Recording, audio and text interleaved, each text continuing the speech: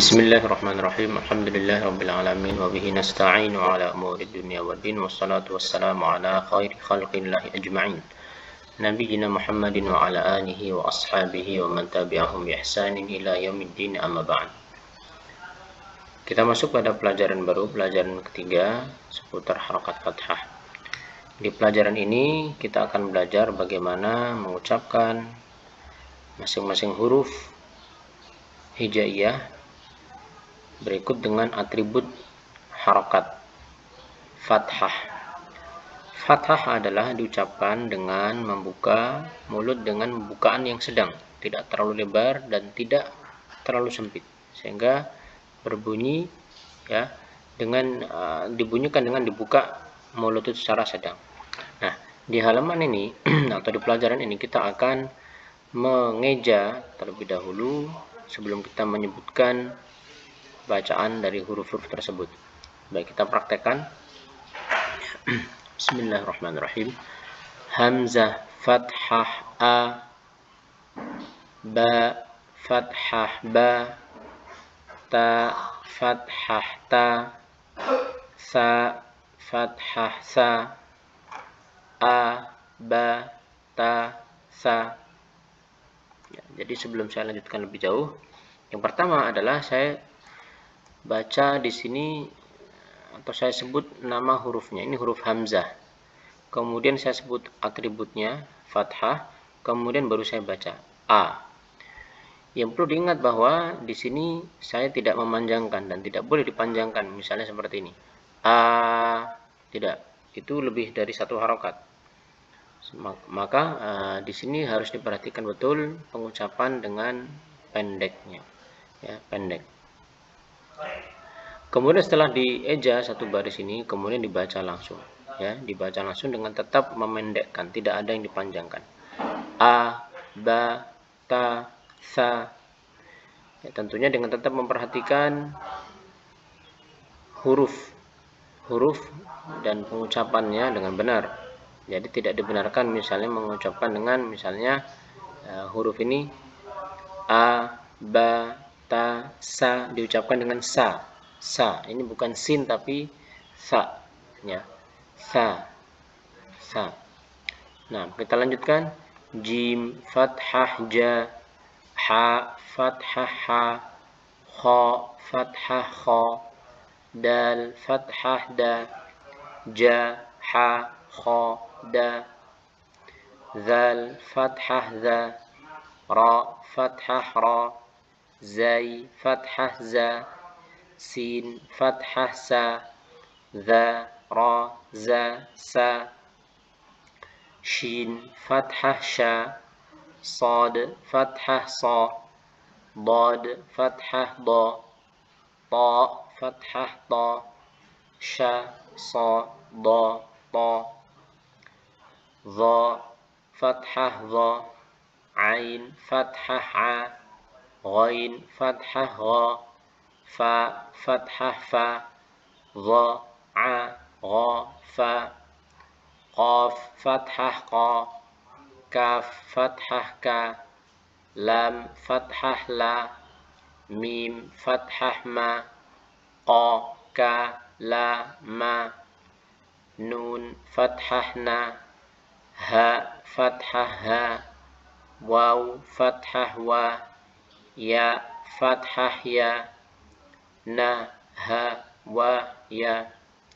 Catatan di bawah ini cara mengejanya ya seperti yang tadi sudah kita praktekkan, yaitu dengan menyebutkan nama hurufnya dahulu, hamzah, kemudian harakatnya fathah, kemudian dibaca. Nah, catatan yang lain, tidak boleh gunnah kecuali pada mim dan nun. Ya. Jadi ya semua huruf ini tidak melibatkan hidung kecuali huruf mim dan nun. Huruf mim dan nun. Bagaimana kita mengetahui hidung tidak terlibat? Yaitu dengan kita mencoba untuk memencet hidung kita. Ya, ketika kita misal mengucapkan huruf waw, waw fathah wa. Ya, ketika kita pencet hidung kita, wa berbunyi sama harusnya. Bukan menjadi wa. Kalau wa itu artinya terlibat hidung di dalam pengucapan waw tersebut, dan itu kurang tepat. Ya. Jadi hanya nun dan mim yang melibatkan hidung, adapun yang lain tidak. Harus pendek, ya harus pendek, tidak boleh dibaca panjang. Na, ha, wa, ya, itu namanya memanjangkan masing-masing dari huruf tersebut. Ya, harusnya na, ha, wa, ya. Fathah dibuka mulutnya dengan bukaan yang sedang, ya, tidak terlalu lebar dan juga tidak terlalu berkurang sehingga tidak sempurna harokat fathahnya. Baik, sekarang kita masuk pada latihan pengucapan dari masing-masing kata yang ada di halaman 7 ini. Di sini saya akan mengeja ya, dari potongan kata yang ada dalam Al-Quran. Cara mengejanya seperti apa? Seperti ini contohnya. Kata yang seperti ini, bada'a, kita eja dengan bada, bada'a, bada'a. Ya, jadi kita mengeja. Apa tujuan dari mengeja ini? Tujuan dari mengeja ini adalah untuk yang pertama memutkinkan nama huruf, memutkinkan pengucapan huruf, masing-masing huruf dimutkinkan, dimantapkan, maksudnya dimutkinkan itu. Kemudian yang kedua, ya, memutkinkan dari sisi panjang dan pendek, terutama ketika ada persambungan dari kata yang terkadang dipanjangkan. Maka di sini kita melatih untuk memungkinkan panjang dan pendek. Di sini kita masih belajar harokat fathah, jadi semua contohnya itu berharokat fathah dan tidak melibatkan mat atau panjang sama sekali. Ya, baik, kita akan praktekkan ya untuk kata-kata yang di bawah ini. Jadi saya mengeja dengan cara mengucapkan huruf pertama dulu, kemudian mengucapkan huruf kedua, kemudian nanti digabung, kemudian tambahkan satu huruf lagi, kemudian nanti digabung. Ya, sebagai contoh baris yang kedua ini, a, kho, za, za, ro, a, ba, ro, za, za. Sekarang kita baca akhadha, dzara'a, baraza. Yang senantiasa tetap harus diperhatikan adalah ya tentunya makhraj dan juga sifat huruf, sehingga tidak dibenarkan misalnya membaca dengan mengganti huruf, misalnya seperti ini ya, a, kho, za, akhoza. Perhatikan di sini saya mengucapkan huruf zal dengan zai menjadi akhoza, dan ini salah ya, ini kesalahan yang jali, yaitu kesalahan yang parah ketika mengubah huruf zal menjadi zai. Demikian juga ketika misalnya memanjangkan yang semestinya tidak panjang. Contoh ya pada kata kedua ini ya, za, ro, a, zara'a. Nah, di sini saya sengaja mencontohkan yang salah, yaitu memanjangkan huruf ro. Harusnya pendek semuanya. Zara'a. Ya. Demikian juga untuk misalnya menambahkan hal-hal yang tidak ada di dalam bacaan. Contoh misalnya pada kata yang seperti ini saya tambahkan dengan umpamanya hamzah yang dimatikan. Contoh seperti ini. Ba, ro, za, baroza, baroza. Nah, za ini namanya menambahkan hamzah yang sukun atau mati. Maka harus diperhatikan betul, jangan sampai terbaca menjadi baroza tetapi baroza. Demikian untuk baris pertama ini. Dengan cara yang sama kita bisa lakukan untuk baris-baris selanjutnya. Baik.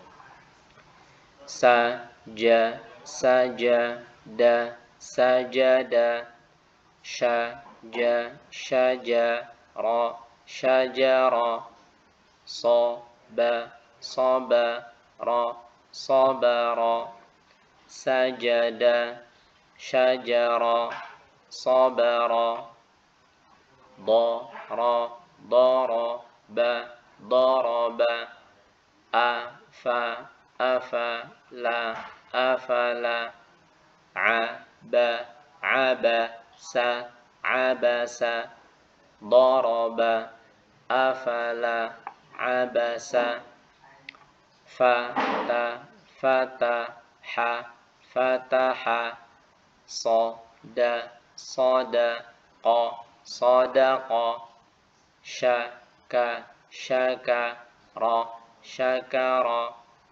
fataha, sadaqa, syakara. Kita lanjutkan ke halaman yang selanjutnya, halaman ke-8 dengan cara yang sama. Haka, hakama, hakama, dara, daraba, daraba, jaha, jahara, jahara, hakama, daraba, jahara, rafa, rafa'a, rafa'a, hasa, hasada, hasada, ba'a, ba'atha, ba'atha, rafa'a, hasada, ba'atha, dhala, dhalama, dhalama, syara, syara'a, syara'a, yada, yadaka, yadaka, zalama, syara'a, yadaka, wadha, wadhaka, wadhaka, ra, wadhakara, fakha, fakha, la, fakhala, fa, fakhalafa, fama, fama, ka, famaka, sa, famakatha, wadhakara, fakhalafa, famakatha. Nah, cara ini berguna untuk misalnya membaca dua kata seperti ini dengan benar. Yang kebetulan dua kata ini semuanya pendek, ya. Dan terkadang di persambungan seperti ini tidak terasa seorang pembaca pemula itu tanpa sengaja memanjangkan. Semisal seperti ini. Ahada asyara. Kenapa dia panjangkan? Karena ya, dia tidak memungkinkan bacaan ketika di persambungan seperti ini. Padahal ini pendek, ya. Kemudian ketika dia baca da, dia sambil berpikir kepada huruf setelahnya dan akhirnya memanjangkan huruf da tersebut. Nah, di sini kita akan praktekkan mengeja dari awal potongan kata dengan maksud supaya memungkinkan atau memantapkan bacaan dua kata yang bersambung seperti ini. Baik, kita lanjut.